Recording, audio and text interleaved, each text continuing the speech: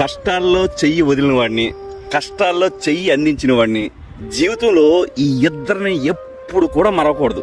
మీకే చెప్తున్నా, అర్థమవుతుందా? ఎందుకో తెలిసినా, మొదటి వాడికి ఆపద, అవసరం, ఆదరణ, విలువ తెలియజేయాలి మనమే. ఇక రెండో వాడికి నీ జీవితం ఉన్ననాళ్ళు ఆ వ్యక్తికి నువ్వు రుణపడే ఉండాలి.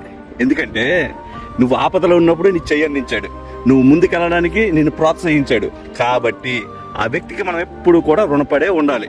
ఆఖరికి ఒక మాట చెప్తా, జాగ్రత్తగా గుర్తుపెట్టుకో.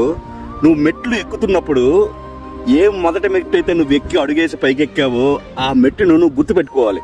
కాదు కూడదనుకొని ఆ మెట్టును నువ్వు మర్చిపోయావు అనుకో, ఒక్క బోర్లా పడిపోతాం. అర్థమైందా? ఎందుకంటే ఆ మెట్టు మీద అడుగేయకుండా నువ్వు కింద దిగలేవు కదా.